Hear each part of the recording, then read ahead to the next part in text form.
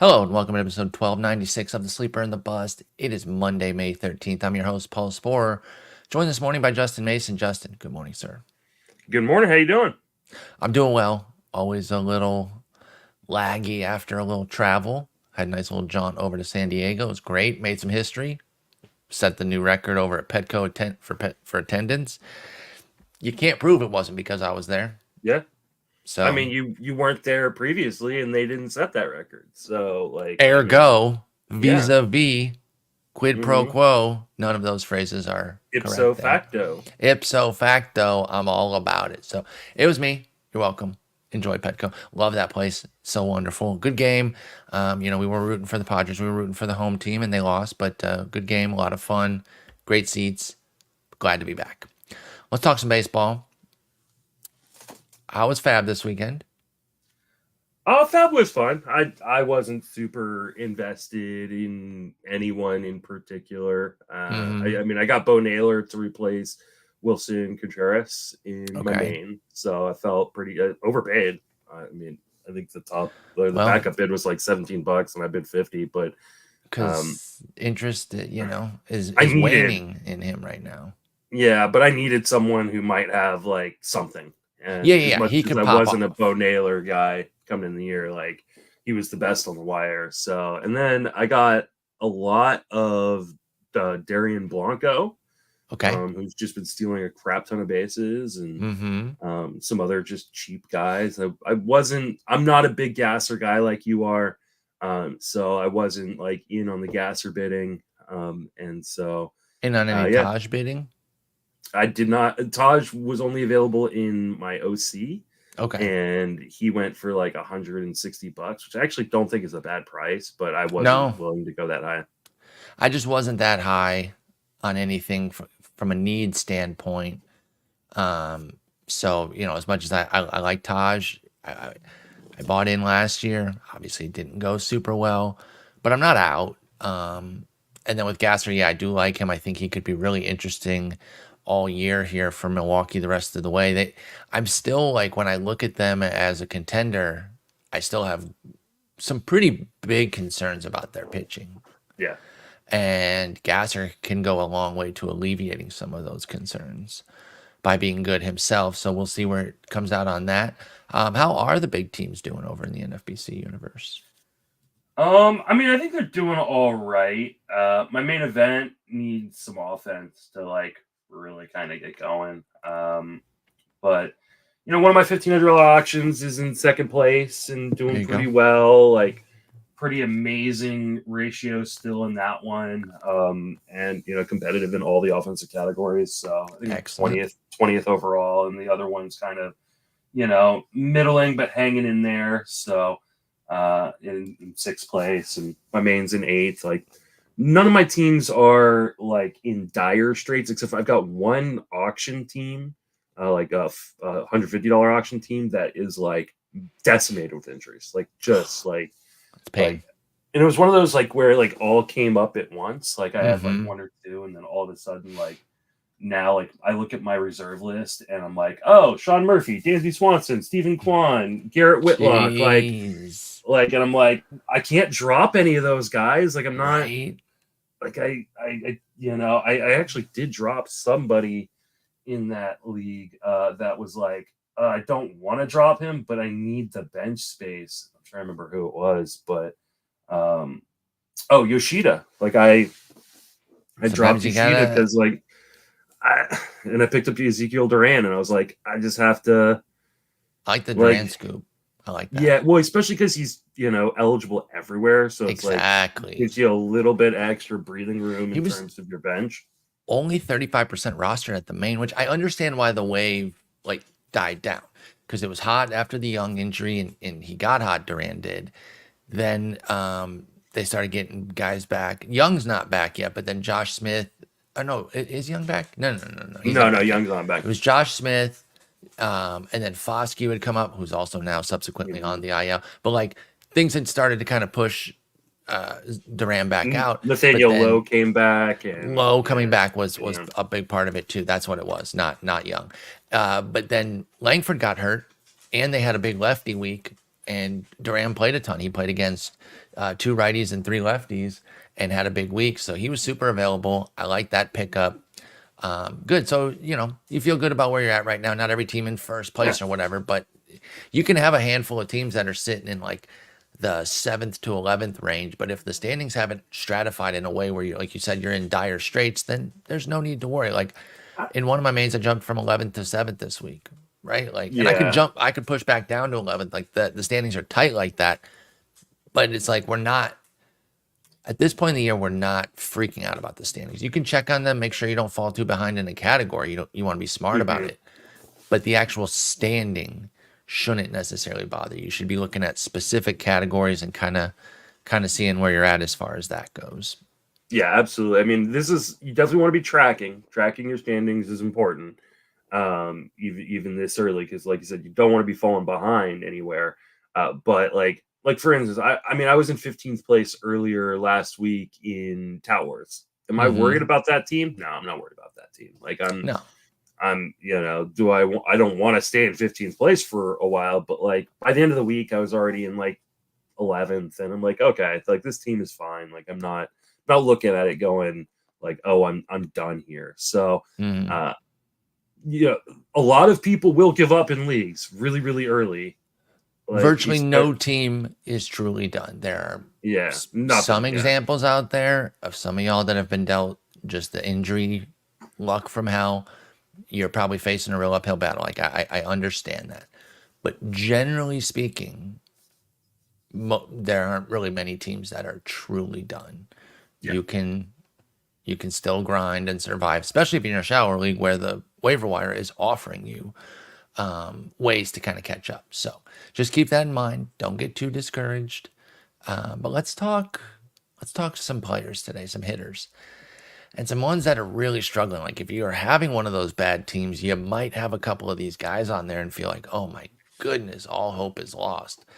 Now these are guys, top 100 for the most part. I put top 100-ish because we got one guy on here who would go in the top 100 on occasion, but that's not where his ADP was. And I want to talk about these 8 hitters and really just check in. I'll spoiler alert on this one. I don't think you're cutting any of them. You might tell me differently. But the cuts are going to be tough. But are we in a bench position? Like, what are we doing? Let's start at the very top. Everyone's going to know where we're going here. It is, of course, Corbin Carroll. 201 average, 287, 266 is the slash line. 2 homers, 8 steals. Helping you out with that at least a little bit. But obviously, it's been a nightmare. He's been moved down in the lineup at times. I think he moved back up at least a couple games recently. But it's really bad. Again, absolutely, for me, no league where you're even considering cutting Carroll. But what are you doing? Are you benching? He is fully back up in the order, by the way, all week at 1 and 2. But he was down at like 8 for a little while, and that was obviously alarming. Where are you at on Corbin Carroll right now? Do you dare bench him in shallower formats or even deeper ones? I mean, I'm not. I mean, I do have some concerns that there is something wrong with the shoulder, right? I mean, he's had a shoulder issue. You had a shoulder issue last year, missed a little bit of time, but ultimately it was fine. So there are definitely some concerns there. But yes, I just don't know that you can put as talented of a player as Corbin Carroll on your bench. Like, it's just, I mean, unless you're in a 10-team league and your team is just effing stacked right now, like, I just don't see a world in which that's happening. So, because then it's like, it's when he's going to go off. Because for my answer too, I'm not.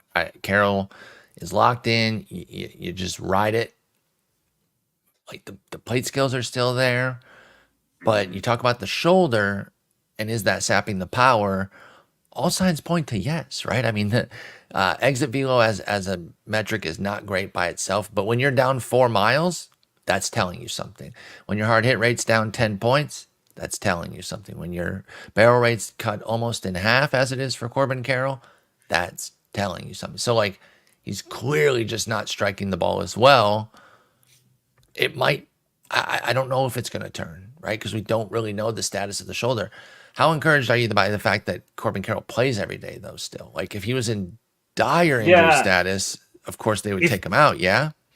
I mean, he's the future, right? Like he is their Oh my God, triggering sound for those that use that as their alarm.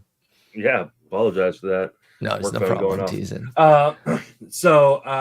Yeah, I mean, if he was in pain, I would assume, or if the organization felt something was wrong with his shoulder, you would assume like they would shut him down, let him rest, or get surgery or something like that, right? So I'm not super concerned in that regard. And I don't know if you saw all like, the people posting on, Twitter and stuff like that about like the new bat speed metric that's out available on Savant. Like Carroll is still pretty high in that. Like he's not necessarily like top 10 or anything, but he's 36 in Major League Baseball in bat speed. Like that's really, really good still then. Yeah, like he's right above like Wilson Contreras and another guy we're going to talk about, Matt Olson. And like, I'm not overly worried. I think he's going to be fine. I think this is just a slow start and people are, obviously concerned because they're not getting the production they want. But like, I think ultimately he's going to be okay. Maybe we don't see the same power production as last year, but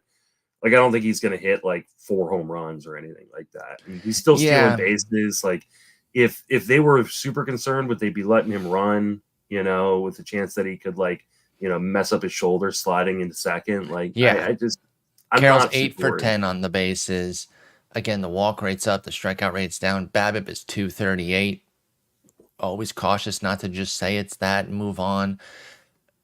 So what's interesting about the bat speed thing is then that pushes against the notion that he's not striking the ball as well. But then, so the speed's still coming through as well, but where's the disconnect then between that and like the hard hit rate and the barrel rate? Yeah. And the tough part is we don't have any comparisons to last year. Like because this is brand new.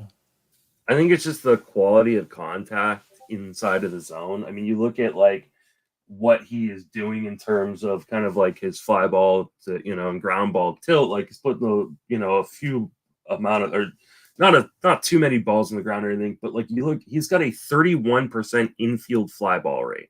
That's like that is when. Go ahead. I'm sorry. Oh, it's just like he's just getting under things a little bit, I think. And that's like horrendous, by the way. Yeah. 31% infield fly ball rate for Corbin Carroll. That is very telling. That's what you're saying. Getting under. Now, there can be a slightly positive spin on that. By the way, that is the highest in the league by 6 points over Orlando Arcia. League average is 10.5%. That's pop-ups and just easy outscore. Those might as well be strikeouts in terms of the ease of out that an infield fly is. It is a pop-up. There is a theory that like, when you are popping it up, like you're just missing it. Yeah. Like, I know like when they foul back, like really, really fast, like just off the tip of the bat and it fouls straight back, like, you just missed that. Heard similar with regards to pop-ups, right? You round bat, round ball, got it at this weird angle and you just went straight up with it. But you move that up just a little, boom, you're hitting it at the right spot and getting that backspin you need. So maybe he is just a little bit off. I think the bottom line, because we don't want to spend too much time here on a first rounder that in Nobody's the end, anything with. Nobody needs to sit. Like, I don't. Would you try to buy low though? Because I think I would. I think the thing. I think if other people are freaking out because of the shoulder, like I think this is such a high upside gamble that I would take it. Let's talk through what that might mean. It's hard to do hitter for hitter. Like, I'm not saying the trade can happen, but it's hard to like, conjure one up. So let's look at some pitchers. What about like Shoto Imanaga, who is like a big breakout this year? Has looked fantastic. But I think you have a ton of pitching and compelling offer. Like I don't even know if I would do. I mean, I love Imanaga. Like I don't even know if I would do it, to be honest. But I think that is like a guy that you drafted around pick 150 that is playing really, really well, I was going to say Sale, who's I would do that. A bit higher than that. What about Cease? I would do that. And but you're tepid. You're a little bit less set on Imanaga. Himanaga, because he's him. What about Sonny Gray? He's been great. It's the team support. I mean, actually, he has 4 wins. Never mind. It's their team that sucks, but not when he pitches. He's got 4 wins, Yeah, I would 35 do innings. that. I mean, there's very few pitchers I think Would you do Glasnow for Corbin? Glasnow's been amazing, but we know like his historical risk. if you could get something with that, I think I would. I feel like you probably could still get like a You decent probably should. pitcher I mean, back. like, yeah, if I could get like a Carroll and like a mid-tier pitcher or something like that, yeah, I probably. What if you got like Carroll and Eovaldi for Glasnow? I feel like Is the pitcher good enough? Yeah, I think he's too glass for me. What about Cutter Crawford's probably too good, right? That was the name of. What about Brian Bayo? That's interesting. Because he's just back, right? Yeah. He just doesn't miss enough bats for me. I don't know. Yeah. He's fine. Though I think you can get a decent the hard part with pitcher Glass probably. now is like you invested a lot. Like and I do worry that he's going to break down at some point. Sure. But like you're kind of there for the ride, aren't you? Like, yeah, you joined in. I mean, 57 innings, 6 wins, 256, 086 so far. Like you've gotten a lot. As much as I hate the Dodgers, saying. like I don't want to see I want to see Tyler Glasnow put together like me too. Innings. I just want to see the full season of what he can be. But yeah, so there's some avenues there with Carroll. I obviously nervous because it hasn't been good, but I would certainly entertain buying him. I think you'd be more aggressive going out and buying him. But don't sit him, guys. You're going to miss like the 2-homer, 3-steal game, and you're going to just be so upset. Or, if you're in a weekly and you have to, like a daily, maybe. I still wouldn't, but at least you could react quickly. I wouldn't. I'm not saying I would, but I'm saying between weekly and daily, I could at least get a little bit closer in a daily. In a weekly, I could never, because if I watch some massive 4-homer, 7-steal week, like just some crazy shit from Carroll, oh my God, I would lose my mind. Yeah. So you got to ride with it. You got to go down with the ship if it doesn't get better, or hopefully rise with the tide as he finds his footing, Corbin Carroll. All right, let's go to Matt Olson, because things haven't been great there either. Now, this one isn't as dire where you look at the numbers like you do with Carroll and you're like, holy shit, this is horrendous. It's 4 homers, 18 ribs, 200 average. I think that's a big part there. But it's still a 314 OBP, so it's 114 average OBP split. That's a big deal. 253 BABIP, so it's way down for Olson. 10% homer to fly ball is a big deal. And that's why the power outage is here. This dude hit 54 bombs last year. Do we have any concerns with what's going on with Matt Olson? Concerns? No, I don't think. At least not yet. I mean, he's still got a 57% hard hit percentage, which is like, it's the best of his career. Just tattooing the ball still. Yeah, the XBA is 246. So, like, I think part of this is he is getting a little bit unlucky. He's actually got like the 3rd best zone contact of his career and the best since coming to Atlanta. If anything, this is a really good buy low opportunity, I think, on Matt Olson. That being said, I mentioned this in the preseason, right? Which was like Matt Olson in some ways is the modern day, or currently right now, I don't want to say modern day, it's not like going back that far, but he's kind of Mike Moustakas. Wait, what? Hold on, let me get to why. Because I know like a lot of people listening are like crashing their car. People drove off the road. Yeah, you caused pileups across the country. I say this because Mike Moustakas was my example of why you should punt batting average. Okay. Because his batting averages every year were all over the place. Like one year he'd hit 270, then he'd hit 203, then he hit 256, then he hit like 285 one year. Yeah, like you could never predict what his batting average would be. And so you'd see the projection come out and they'd say 262. And you'd be like, okay, I'll pencil him in for 262. And then he'd hit 203 and you'd be like, God damn it. Like, now I gotta figure out mid-season how to come up with batting average, right? Matt Olson is exactly the same way, right? Obviously, not the same hitter, but batting averages over the last 5 seasons: 195, 271, 240, 283. He's hitting 200 right now. I don't know where That's his kind of batting average is going to crazy. be. He's just impossible to predict, and so like a lot of people were like, projecting him for like a 270 batting average with 50 home runs this year.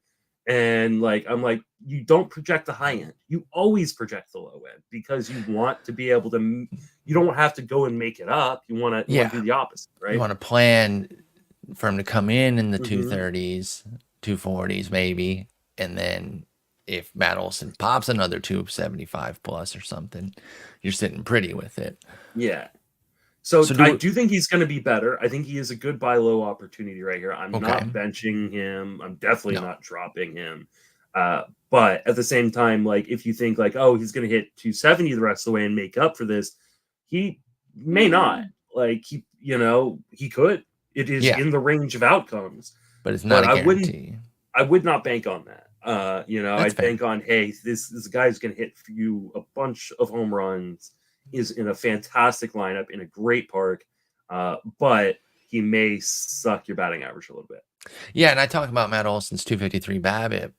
His career's 278, so he's not like Yeah. so far off that he's going to make up huge runs there like we would expect with somebody like Corbin Carroll. So totally And you get that. look at like his BABIPs over the course of his career; they've been all over the place too. Like Yeah. he just like some guys like just run a higher BABIP because they're faster, because they hit the ball extremely hard, and some guys are just kind of all over the place. And Olson's one of those guys. Yeah, it is kind of weird how his BABIPs fluctuate because he smacks the hell out of the ball. Matt Olson does, but yeah, stick with him. Don't worry, this one isn't even too bad. But I just kind of want to do a check in with him. Sometimes these are just like where we at, calm folks down, as opposed to we're gonna make some big actionable move. Matt Olson, stand firm. Bichette, I don't know if we're standing firm here. 2 homers, 3 steals, 203, 258, 294. Kind of like Corbin Carroll, the triple twos on the slash there. You don't want all 3 numbers starting with a 2. Obviously, you don't really want any of them if you can avoid it, but an average starting with a 2 is fine. But the OBP and slug starting with a 2 is dreadful. 2 homers, 3 steals, if I didn't mention that. 13 runs and ribbies. What's up with Bo, man? Bichette is sputtering. Are there reasons for concern here, or just another slow start that we're riding out? I mean, he is a career 341 BABIP guy, and he's got a 233 BABIP. So That's one you could reasonably be like, just wait the BABIP out, right?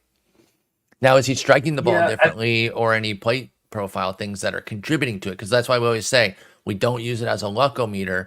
We look at it and then we dig under the hood to see what are the components of that shitty BABIP right now. Yeah, he's making elite zone contact right now, Bichette? which is good. Yeah, and he's being more aggressive in the zone, which normally would be good. But I'm wondering if he's being too aggressive in the zone. Okay. And not squaring the ball up, because you look at his barrel rate, and the barrel rate is down to like 2%. Cratered. Like it is atrocious. And so I wonder if he's like, well, I'm making a lot of contact. I'm just going to keep swinging when I see it in the zone. He's not squaring things up nearly So he's enough. not hitting the right pitches. We talk about guys being passive. He's going the other way. Bichette's being too aggro. I can get to that. But can you put a good swing on it? And that's the problem right now that you think, right? Yeah, I think that's what it is. Now, I mean, like I said, I think he is getting unlucky. Like the BABIP is low. The home run to fly ball rate's at 5%. Like, I think he will provide batting average. I think he's gonna hit for more power. He's running a little bit, which is good to see. But already has 3 steals and had 5 all of last year. So if things do regress properly for Bichette, you might be getting a better steal rate than maybe you expected if you were worried about the 5 for 8 last year, which I was. I counted the steals as a bonus. I didn't get Bichette anywhere, but I was like, if I get 12 steals, I'll take that. I was banking on average pop runs ribbies type vibe from him.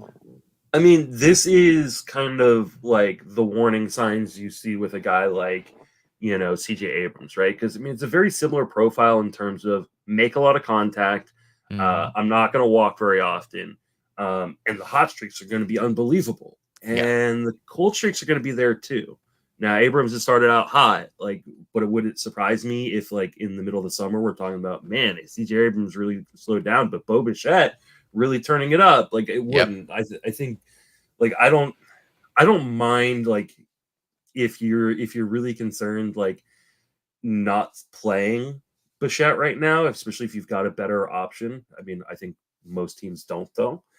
True. But at the same time, I'm not dropping Bichette. I don't think that this is a guy that I would put onto the wire, because I do think that there are going to be better days ahead for him.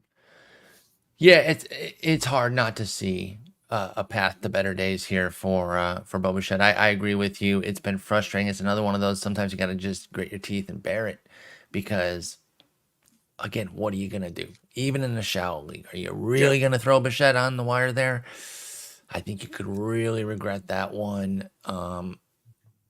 I could maybe see a benching, maybe. Still probably no. We're going to get in some guys that I can bench, but still at this juncture, even Bichette, a guy I did not love coming into the year, still just going to ride it out if I drafted him.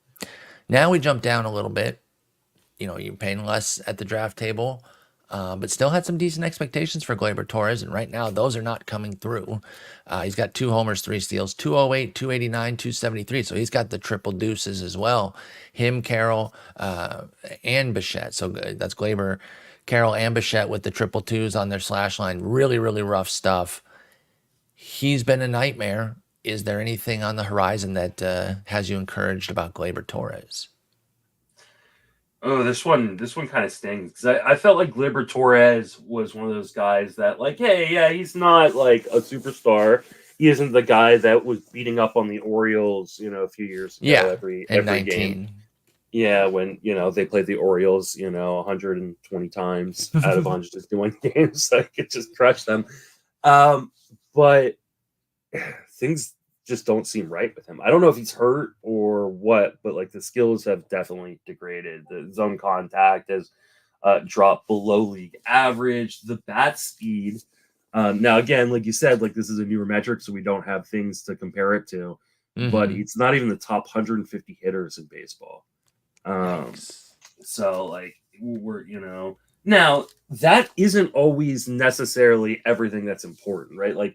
He's pretty low, but another guy named Mookie Betts, I was just about to say Rushman that. Are right there as well. So did you watch the Sunday night game last night? I didn't know. So Mike Petriello was on basically unveiling this, and had really good things to say about it, of course, and is proud of the metric, but also pointed out that it's kind of like pitcher velo. Yes, it's very important. It's a great thing to go off of. Having it is always going to be good, but not having it doesn't mean you can't succeed, right? Yeah. We talk about guys that throw 100 all the time and they can't figure it out to save their lives. You can do the same thing with bat speed. To wit, the number one guy is Giancarlo Stanton, who is off to a good start, but he's always going to be, I guarantee if they had historical data, he's been the number one guy. He was probably the number one guy last year when he put up an 87 OPS plus. So it doesn't guarantee you success, just like the lack of it doesn't preclude you from success. So that is worth pointing out. At the same time, Gleyber's does happen to be low. And so there is something to that, at least right now, that, I think, again, not having the frame of reference is what makes it tough to know that if he had a high one last year versus this year's. But yeah, that is something to be mindful of with this new stat, that it's not an end-all be-all. Having it equals automatic great player. Not having it equals automatic crap player. I think when you add in all the other factors along with it, you start getting pretty concerned. You start looking at a 4% barrel rate, the XBA being exactly the same as his 208 batting average. He's not hitting the ball particularly hard. He's not making a lot of contact in the zone. Is it has he completely fallen apart? I don't necessarily know that I want to say that after 6 weeks, but I'm definitely concerned, and I think I would be benching him in a lot of formats right here. And I don't even mind in a shallower format dropping and moving on for someone else.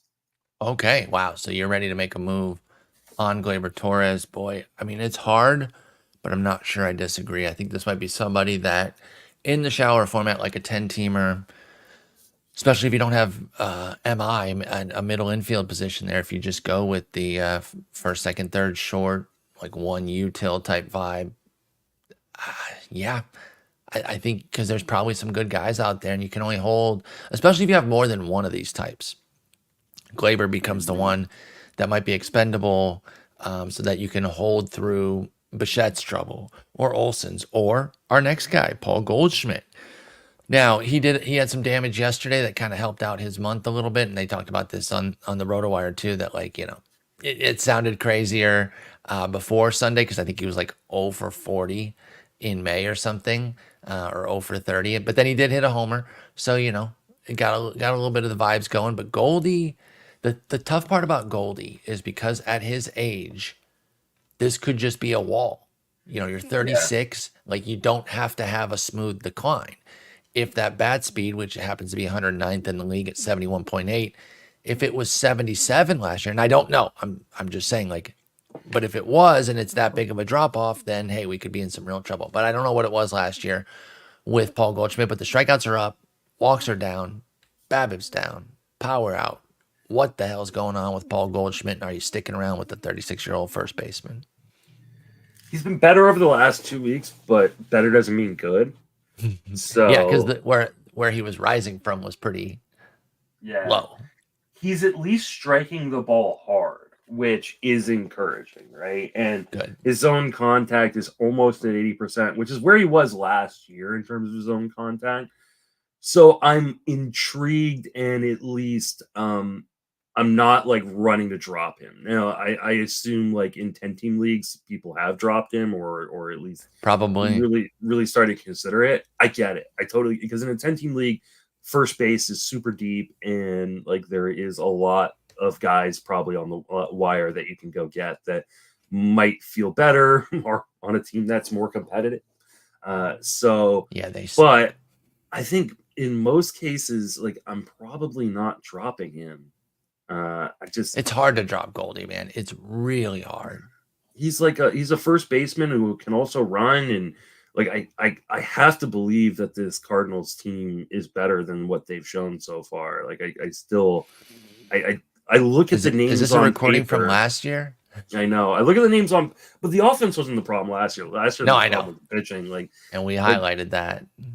But like I look at the names on the paper and I go like, this is a better team than they've showed. Like I think that they will will turn it on in the summertime. So I'm not dropping Paul Goldschmidt. I do have him in a few spots, but I definitely am okay with benching if you've got a better option for the week.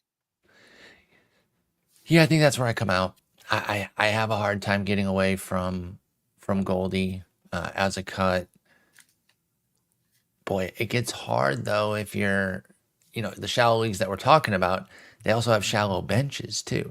Yeah. But I guess if you're holding him and you pick up somebody else to put in, that's okay. I would really try to hold. Mm-hmm.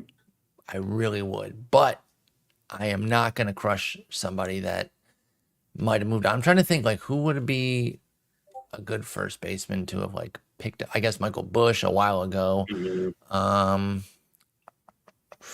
What about like Mark Canha? 6 homers. A steal. I'm just not a buyer in Mark Canha. Yeah. Okay, so the one thing that I would say then, because you mentioned like, okay, shallow league first base, is it that deep? I'm looking at it. It's actually kind of not. So maybe you just ride Goldie out. Maybe that's all the more reason though to just ride it out with Goldie if there's nobody great to go out there and get. Mm-hmm. Like maybe a Jake Cronenworth is still available, although with his recent run, probably not. 7 homers, 285 average. Probably has done enough to get on everyone's radar again. So I don't know who you're necessarily going to pick up, I guess is my thing. There's only 20 guys earning $7 of value or more, and one of those is Sal Perez, and you're putting him at catcher, so that doesn't count. Yeah. There's other guys with other positional eligibility there where they play better, like Bohm and Steer over at third. Things like that. And this list also includes like Connor Joe, Mark Canha, guys that you wouldn't want to replace Goldie with. So it's like, what are you really going to get? maybe you just ride it out for another few weeks just to see if this is the beginning of Goldie putting it together. Would you drop Goldie for Kyle Manzardo, who just got the call?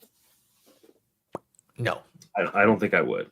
Because I don't know where Manzardo's playing time is going to consistently come from. You literally ripped those words directly from my mouth, and I agree. So I'm going to ride it out with Goldie. It's tough. But again, the bulk of this episode is like trying to get y'all to be patient a little bit longer with some of these guys and not freak out too much. I know it's hard. I really, really do. You want to change up the roster and get something going, but like these are the kinds of guys that can do that in a 2-3 week span once they get going. And we are still in that zone where a huge week can flip the numbers, depending on how huge it is, of course. Now, this one stings me. This is one of my big-time guys that I'm always in on, but Alex Bregman has not looked good. 57 WRC plus, all the same stuff we've been talking about here with the plate skills. Well, strikeout rate's fine. It's intact, but the walk rate's actually down. That's the biggest surprise to me. It's 9%. He's a career 13% guy. He's another triple deuce, 201, 270, 264 on his slash line, 226 BABIP. He never runs crazy high BABIPs. 280 is his career mark. But we would still take 280 over 226, make no mistake. But then 1 homer and 2 steals for Bregman. He has scored 8 runs, Justin. 8. Do you want to know who else has scored 8 runs? You. Well, I wasn't going to say me because I haven't, but I will tell you that Eleris Montero has 8 runs. You know what? Let me find somebody with a smaller sample that's like randomly scored 8 runs. Let's really make fun of Bregman here. Let me see. Looking. Oh, Miguel Sano in 61 plate appearances has 8 runs. To that point, by the way, Bregman has like 140. Bregman has 144 plate appearances, so 61 to 144. You get the point. I'm not going to name a bunch of other guys, but I will say Luke Raley, who has sucked this year, has 8 runs in 75 plate appearances. So the 8 runs is a big deal here for Bregman because that's the one thing I probably would have told you that you can at least count on that. Like he's going to score runs because he's always going to be on base, and that offense is still playing pretty decent. 100. Yeah, I mean that's not happening, Justin. What are we doing with Bregman? Now I will spoil a little bit and tell you that third sucks so bad that you probably can't do too much. But I am curious where you're at with Bregman. So from a straight like skills perspective, I'm not worried. Like not much is that different than last year. He's never been a big barrel guy. Like he is being a little bit more aggressive in the zone and maybe needs to cool that down so he can just walk a little bit more. But I think he is trying to swing his way out of it. I'm not overly concerned from the skills perspective. Here's the one thing I will say, and and if our other co-host and dear friend Jason Collette was on, he would be talking about like, hey, the offensive profile is different. The ball is different. There is something going on. And I wonder if Bregman early. Yeah, I wonder if Bregman is a casualty of this. Because he's not a guy who barrels the ball. He's not a guy who hits the ball, super hard. Like he pulls a lot of those home runs, and they barely squeak over the fence. And now all of a sudden, like not much has changed in the profile, and the ball's not going anywhere. Yeah, for him. I will say the pull rate is down 11 points, which certainly hurts Bregman too. He needs to rip down the left field line into those Crawford boxes to get bombs. And again, nobody's putting him up for the 41 again. Not even his biggest fans like myself. I just need mid-20s, though, with 95, 95, or 100, 100, as you said earlier, with the runs ribbies. It was 103, 98 last year. We'll call it 100, 100. Give me 20, 90, 90. I don't think I'm getting there this year, though. I'm nervous. I don't think you are either. And it's a bummer because I've got Bregman in a couple spots, too, and I'm going like, hey, I really need the batting average from you. Like the run scored sucks, but I'll figure that out. But the batting average is hard to figure out. I'm supposed to be able to pencil him in for 260. Yeah, exactly. With 275 upside, and I'm not getting that from Breggs either. And so is that where your biggest concern is, that that's not necessarily going to come back? I think that'll come back. Like he's still making like 94% zone contact. Like I just think that they got to start falling in, right? Like I think he's like I think a lot of this is some BABIP luck, but I also, for me, the power outage, I don't like. He might hit 15 home runs this year, and that's going to be a little brutal. And and this Astros offense just isn't clicking in the way that it normally does. Mm-hmm. So the runs Tucker and and Alvarez RBIs still rule, but then Tucker let off, right? I know. About we just got to time, get him as many at bats. Honestly, they should go Tucker Alvarez. Well, you could put Altuve in between them because he's been great too. But so then you can go left, right, left. But yeah, like it's there are still elements of the offense, but it is more of the stars and scrubs right now, where those three superstars are carrying and they're dragging their superstar brethren, Bregman, with them. It's been rough. And I do worry if it's like a Gleyber type season from a couple years ago where maybe he hits like 9. And remember, Gleyber ran a bunch in the second half almost as a way to make up for that. I'm not saying that he gave a shit about fantasy players or anything, but like he ended up stealing 14, which at the time was almost 3x his career total of 6. And so we were like, oh, well, at least we got some steals and a decent batting average out of Gleyber when he wasn't hitting for power. And then he hit 20 plus the last couple of years. Bregman doesn't do that. If he doesn't score the runs and get up to at least 17, 18 homers, boy, I don't know, man. I am nervous. This is a guy I've always loved. I'm nervous that he's not even getting on base at a great clip. Only 69-point split between his average and OBP, and it's usually, in that 100 range very nicely. So I've got some concerns. Now, I mentioned earlier, push come to shove on the cut, who the hell you getting? No one. Third base is a nightmare. It is awful, dude.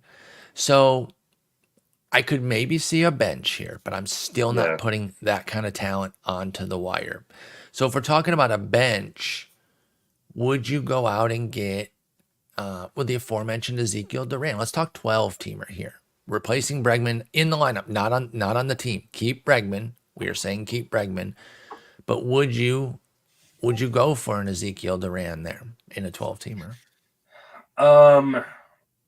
Probably not this week when you're facing Oakland's starting pitching, and then you're going and you're facing Milwaukee, and that includes Bryce Wilson, Colin Ray, and Joe Ross. So, I'm probably not benching it this week. Galore.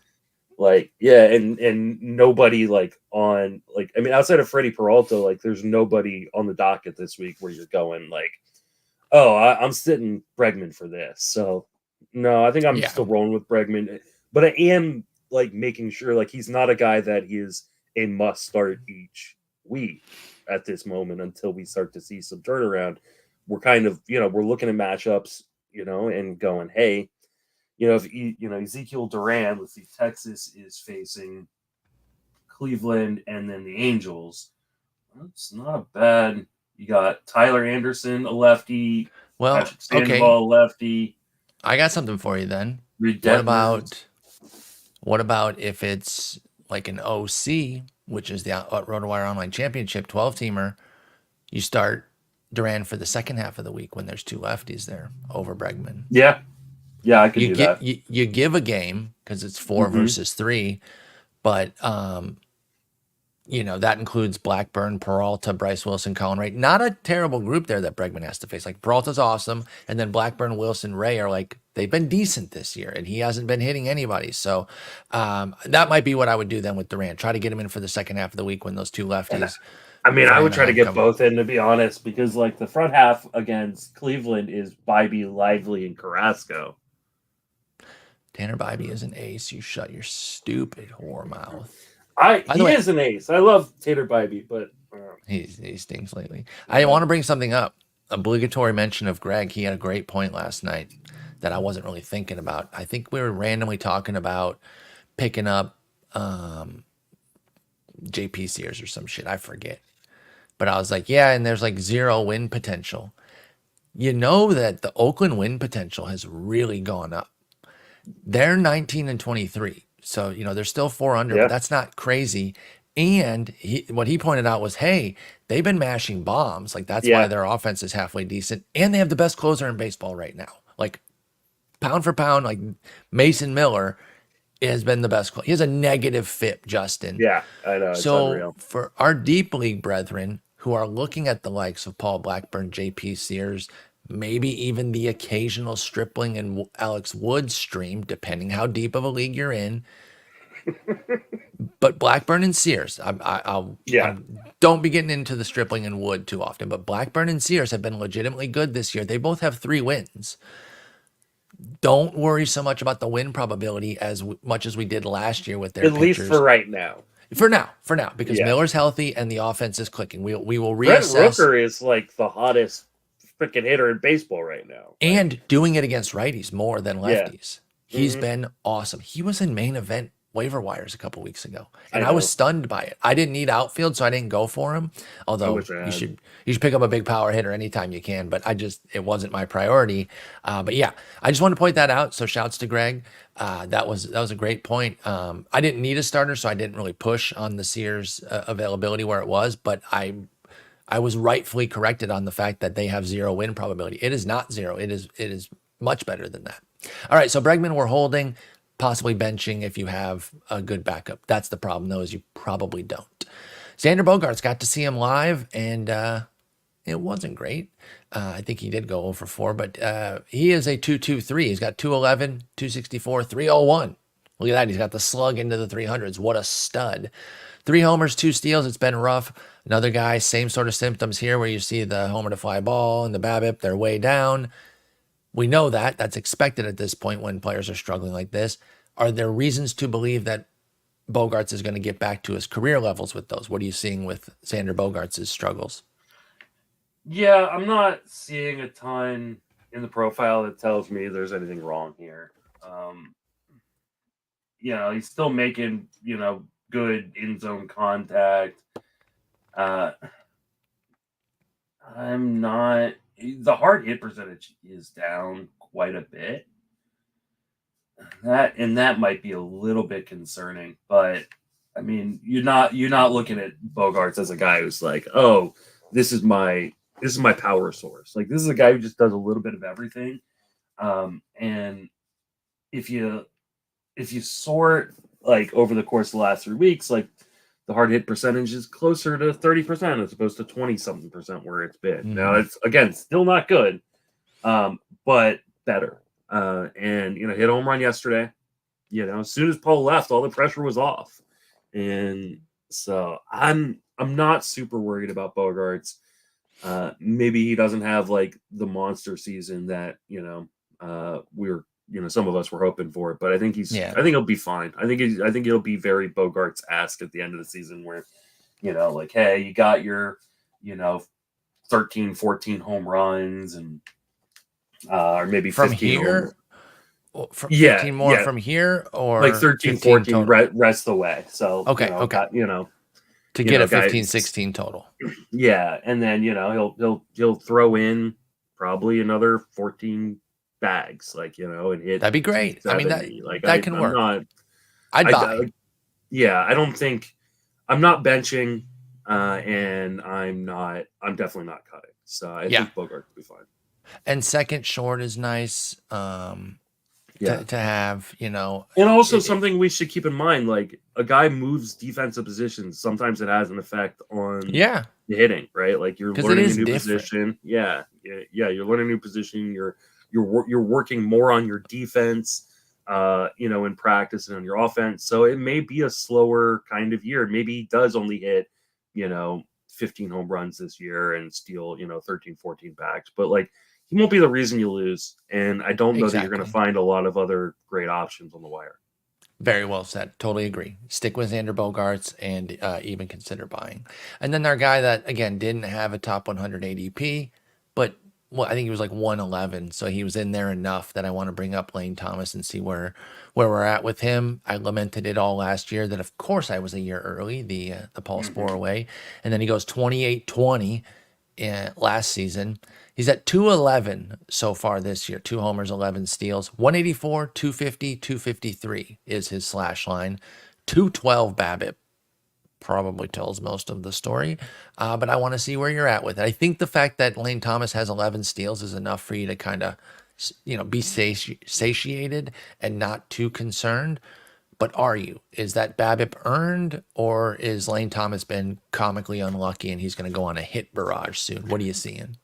I mean, I definitely think he has been unlucky. He's still in the IL. He should be hopefully, working. Oh, yeah, I should have mentioned that at the outset. Sorry. Yeah. But like, yeah, 212 BABIP tells me like, yeah, he's getting pretty damn unlucky. Even if like, and I was not a Lane Thomas guy. Like there, I was a guy who was kind of avoiding Lane Thomas for most part. Same here, actually. Despite liking him, then the price got too high and I was fading. I'm not saying that like, oh, we're not taking a victory lap here. I just was like, I don't want to pay the premium, but I don't think that this is why he's bad. Let me ask you one thing about the profile here. Did you see the ground ball, fly ball flipped? Fly ball went from 37 to 47. Ground ball went from 44 to 32. Any concerns there with Lane Thomas's output? Because that can contribute to the BABIP. Yeah, I mean, if you look at like his launch angle's up 10 degrees from last year. Ooh. Which, like, hey, you want to see the launch angle raised because, like, actually, like, he's a pretty low launch angle guy for the most part, but not that far. Like, I don't want it over 20%. I want it like 15, 16%. Or not percent, degree. So like, and this may have just been like, hey, I'm pressing a little bit here. I'm gonna try to jack one to see if I can get myself going. Yeah. And also like, hey, like how long was that knee bothering him for? I was just about to ask that. Now, the counter to that would be the 11 steals, right? Yeah. So it wasn't bothering him enough to stop running. But there's a difference sometimes in knee injuries. Like sometimes a knee injury, like you're fine moving straight ahead, as opposed to torquing like you would need to for a swing. So we're in lockstep today because I was literally going to ask you if you thought that maybe there could be differences there, that it's sapping some of the power for Lane Thomas, but not bothering him to run. And I don't know enough to say that. And I was going to ask you that exact question. So maybe I just know as a person who is like, I've dealt with knee issues my entire life. Like for me, I know like my biggest knee issue is not like straightforward run. It is it is like a cut thing. Like, so like it is the twist, it is the push off, when you're trying to make a lateral movement as opposed to a straightforward movement. So I could definitely see like, hey, maybe that was kind of an issue, and when he comes back from the IL, if he's healthy, that it won't be as big of an issue anymore. Because there's not much. Like he's still making really, really good contact, prior going in the IL, he was still making really, really good contact in the zone.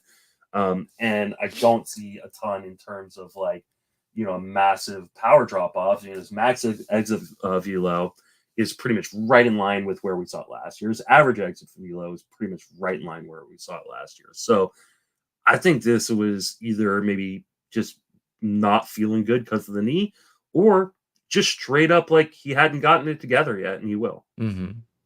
Yeah. Now, do I think he's going to hit 30 home runs, or I think he hit 28 last year? I don't. Year. I was not a buyer at 28. Like to me, I was like, I think this is more like a 23 homer guy. And now he's missed time, so you could be looking at more like a 19 homer guy or something like that.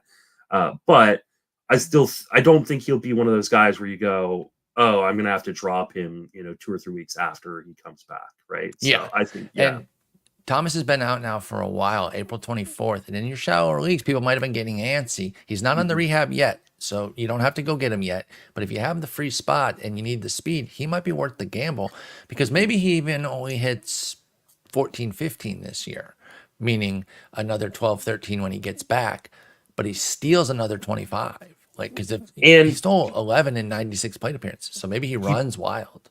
He plays in Washington, which means he's going to play every day. Like, even if he's hitting like 210, like Lane Thomas is in that lineup once he's healthy. So like, I'm not like, he can at least volume his way to usefulness in a lot of Do we think he is a trade candidate for them? Absolutely. It's got to be, right? So that could be interesting. Obviously, he could be traded, would certainly be traded to a better team. He's entering his first year of arbitration next year. He's a free agent in 2026. He's 29 years old. He's 29 years old. They've got like a million outfield prospects, that are like, I mean, they've pretty much just like chained James Wood like in a dungeon at this point, so that way like they have like, oh, we can't even find James Wood. That's why we haven't brought him up. Where is he? Yeah, like, but yeah, they got him and Dylan Cruz. Like those two are obviously the top end of things. They still got Stone Garrett, who they could bring back. Hopefully, trying to return from that gruesome injury last year. I really like him, but you're right. They've got outfielders. The main reason I brought that up though was that could cut into some of the playing time. But if he gets back on track the way we expect Lane Thomas to do so, the team that's acquiring him would likely be getting him to play. Yeah, like I don't think you're bringing him in as like a short side platoon guy. Yeah, one of the teams mentioned was like Toronto. Interesting. That could be interesting. That was a while ago. It would be curious to see where he goes. But Lane Thomas, go check your waiver wire now if you need speed. My Giants could use an outfielder since like they're all hurt now. I feel so bad about the Jung Hoo Lee situation and Conforto getting hurt too. I'm not happy. You about kind of anybody's expect injury. it with Conforto. I know, but it still stinks. I mean, the Jung Hoo Lee one was just brutal watch. Like, yeah, you could tell that it hurt so bad when he separated his shoulder, reaching over for a catch. So as someone who's done that too, it does not feel good. I could tell immediately when it happened to Eloy too. You just knew. You're like, that looks bad. So yeah. Anyway, there's 8 guys. Real quick. Yeah. Who would you rather buy low on, Corbin Carroll or Matt Olson? All right. So I mean, that's assuming their respective costs. Don't worry about your exact needs. Just it's kind of like, are we shooting for the moon here, or are we shooting for just a great player? Like, because I mean, I think the 11th place team that thinks you're still a good team, but you're trying to get an infusion going, and you can use all the offensive categories. I think it's Olson, just because I think the likelihood that he is like just great himself, rest of the way, like himself, like there's no injury like concern with Olson.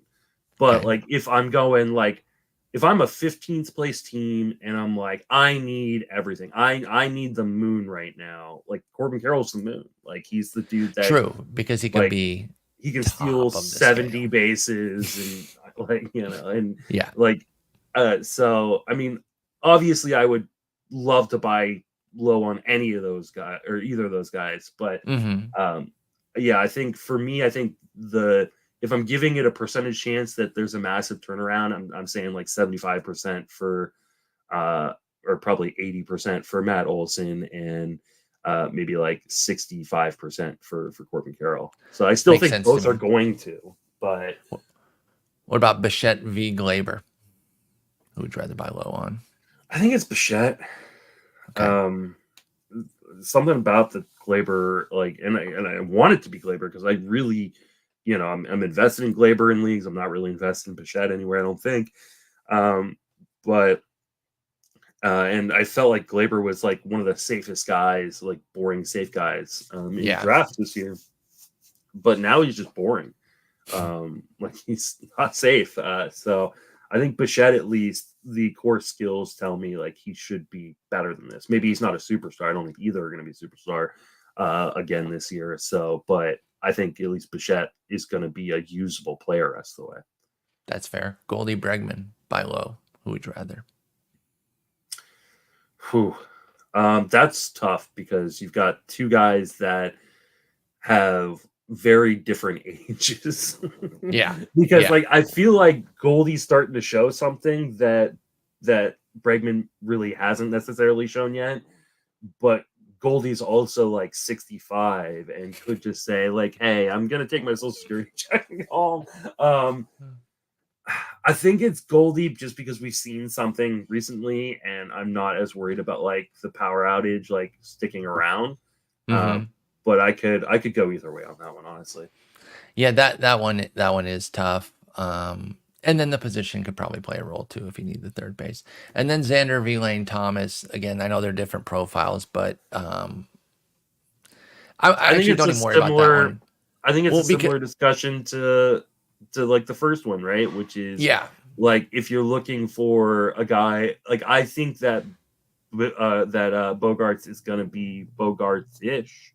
Right. But like, is Bogaerts going to win you a league? Probably not. not. But like Probably Lane not. Thomas, like he's already got 11 stolen bases. He just hit 28 home runs. Like if he goes 20-20 the rest of the way, are we going to be that surprised? Like, Yeah. no, I mean, I'm I'm not. saying So, I'm agreeing with you saying, yeah, that's interesting. but I would not be that surprised.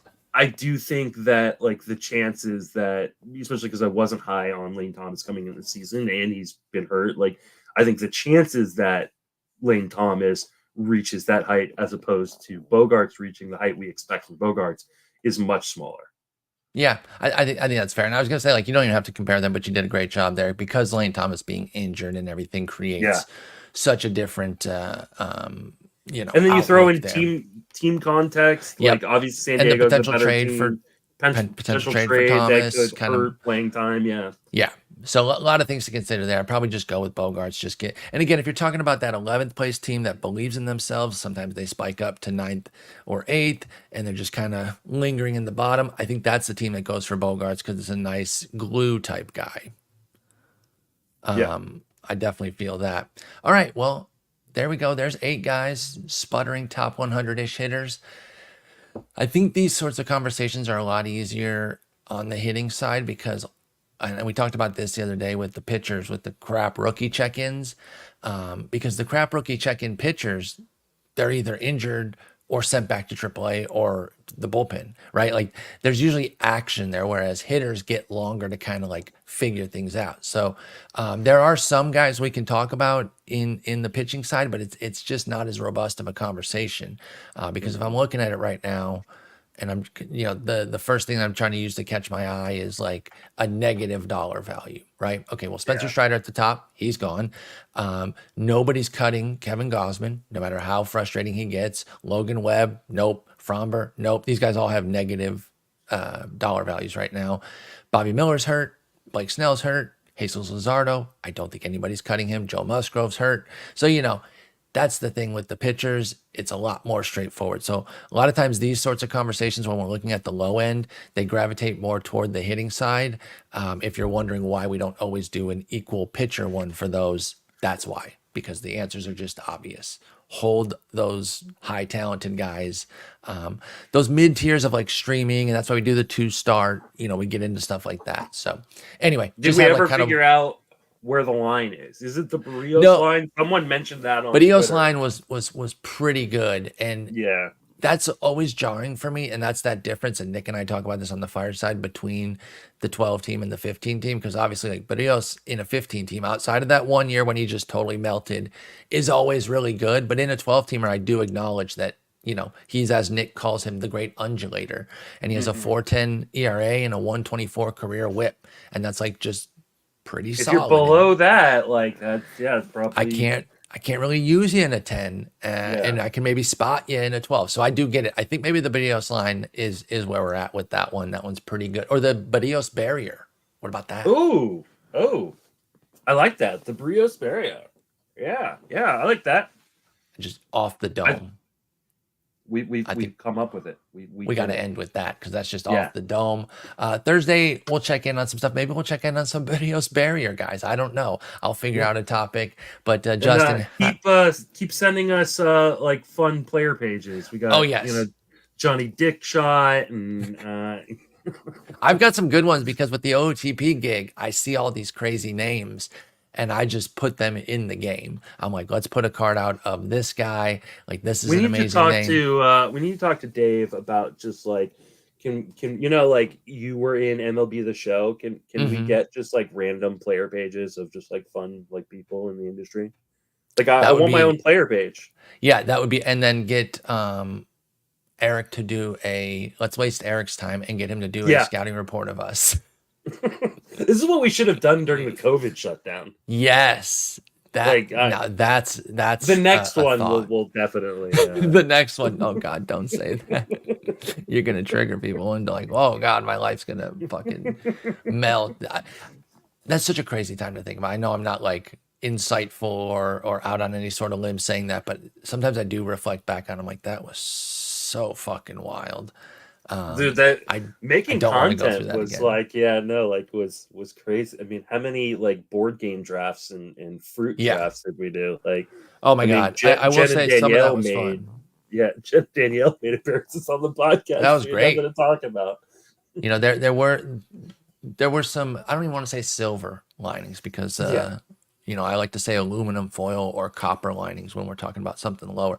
You know, those are some aluminum foil linings. There were some fun things that we did to pass the time, but I don't want to deal with that shit again. No, That was never fucking again. nightmare. But anyway, enjoy your week. Get your lineup situated. You got all day today. There's nothing early goofing with anything. There's a random day game last week. But also, if your league locks after the first game starts and they lock everybody, get them to change that next year, please. Honestly, I'm not always for rule changes in season. That'd be one I would lobby for to change in season. You know, get a unanimous vote on it. Never change anything without unanimity. Is that the word? Yeah, that's right. You got that. So yeah, don't do that. But I would push for that. That's just such a game changer. And what I'm talking about, y'all, is like for the Patriots Day game, only the Red Sox and whoever they're playing lock, not everybody, right? Like all the sites I think can do that now. That should be the standard. Anyway, don't need to do a whole soapbox. Great talking with you, Justin. I'll talk with you on Thursday. Take it easy.